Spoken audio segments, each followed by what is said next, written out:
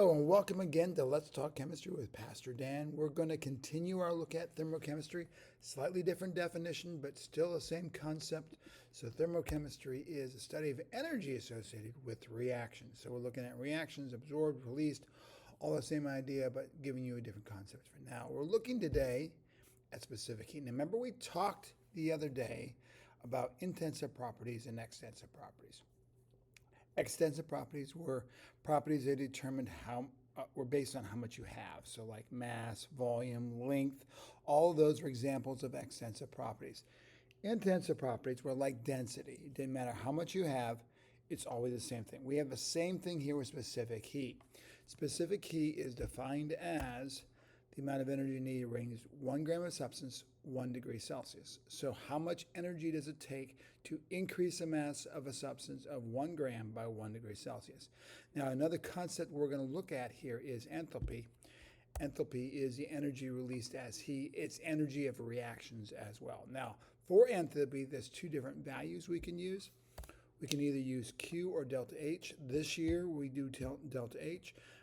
In my second year class or in college, you'll often see Q used as the value, small q. Both of them mean enthalpy, the value for energy released or energy of reaction. All right, so here's my equation for specific heat. Delta H is equal to M times C times delta T, where delta H is enthalpy, M is mass and always expressed in grams. C is specific heat, that value I told you about. Now, sometimes I'll see it expressed as C sub S, just so that way it doesn't get confused with the speed of light constant C. But right now, we're just going to keep it right there. And then for water, the specific heat of water is a value we're going to use quite often, 4.184 joules per gram degree Celsius. Now, that would be a constant. So when we look at sig figs, that is going to be infinitely significant. We don't have to look at the values. As many sig figs as we need. Now, triangle T, that's expressed delta T. This Greek letter delta means change in temperature.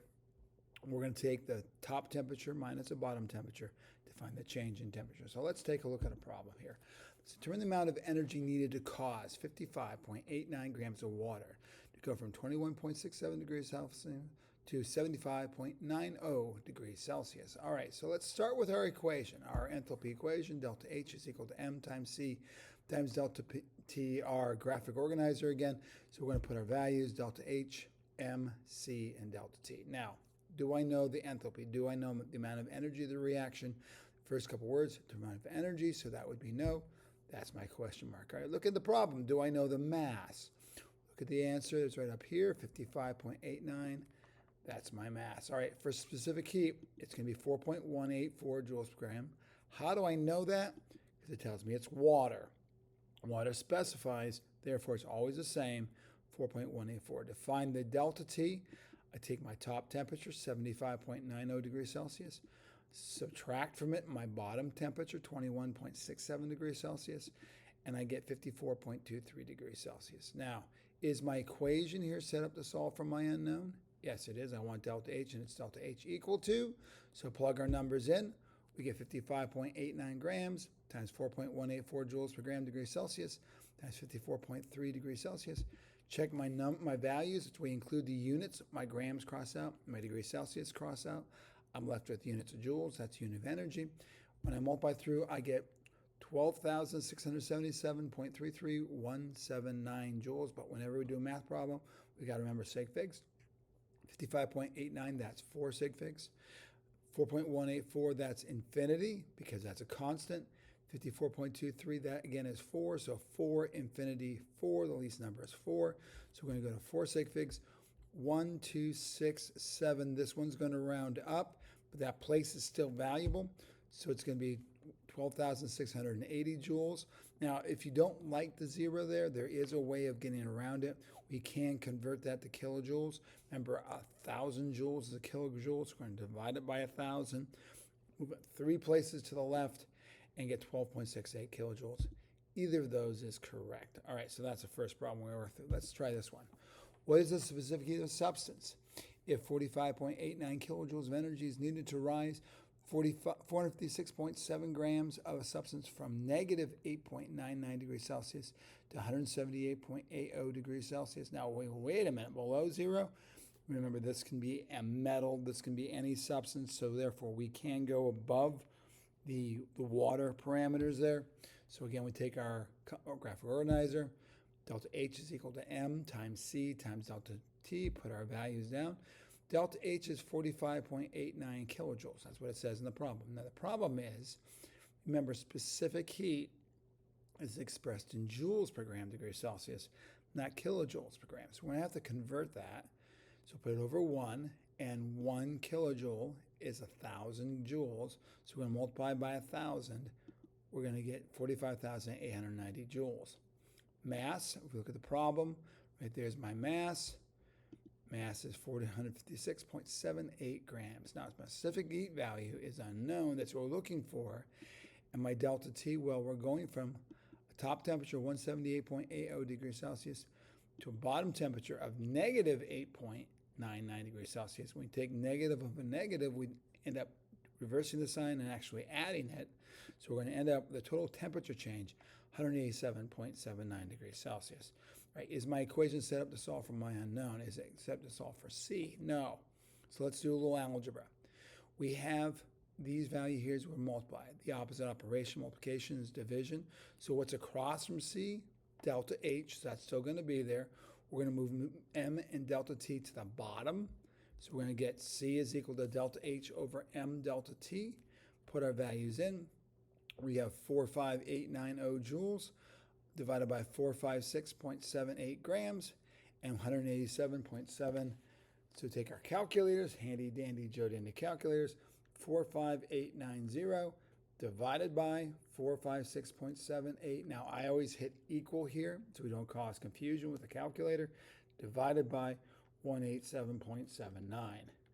Okay, when I do this, I get 0.534981193 joules per gram degree Celsius. Now you notice nothing crossed out here because that is the units of specific heat, joules per gram degree Celsius. Sig figs, 1, 2, 3, 4, 5, that's 5. 1, 2, 3, 4, 5, that's 5. 1, 2, 3, 4, 5, that's 5. So the 5 sig figs, we end up, I have 4. That's a mistake. So it should be 498.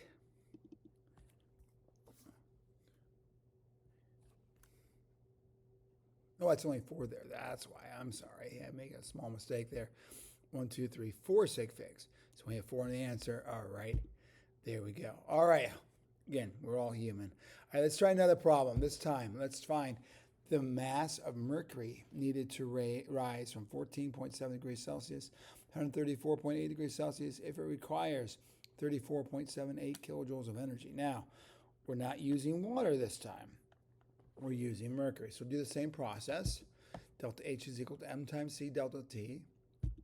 We're going to have our delta H, and I've already converted. All I did is move it 3 places to the left, to right rather. So 34.78 kilojoules is 34,780 joules. Mass is what we're looking for. Find the mass of mercury. All right, specific heat, I'm going to skip that for right now. And delta T, 120.1 degrees Celsius. How did I get that? I just subtracted 134.8 minus 14.7. You can check me on that, but I'm correct there. I didn't make a mistake there. So how do we find C? You see, you have to go to a list. Like this in an old textbook I used to have. So we go up here, mercury on the bottom. Mercury's 0.14 joules per gram degree Celsius. So we have 0.14 joules per gram degree Celsius. Are we good to go? Yes, we are. We're going to solve for mass. Again, this equation is not set up to solve for the unknown, so across from M is still delta H, so that will still be on top. But this time we're going to take C and delta T. Since they're multiplied, we're going to divide them, so they're going to be on the bottom. So we're going to have, we can work with the problem. Try it yourself. You can pause it, and then we'll go from there. All right? So what I'm going to do, M is equal to delta H over C delta T, put our values in. 3480 joules, divide by 0.14 joules per gram degree Celsius, and divide by 120.1 degrees Celsius. Again, we have our units there so we can check them out. Joules cross out, degrees Celsius, we're left with 1/1 grams, so the answer is in grams. So you take 34780, divide by 0.14, divide by 120.1. Now, again, this is a constant, so therefore we don't pay attention to it. We only have 4 sig figs in, make sure, 4 sig figs here, 4 sig figs here, 4 sig figs is my answer. I'm going to get 2,069 grams, and that's my answer. All right, so that's what we're looking at for specific heat. I'm going to practice these tomorrow. Hopefully everything's going well.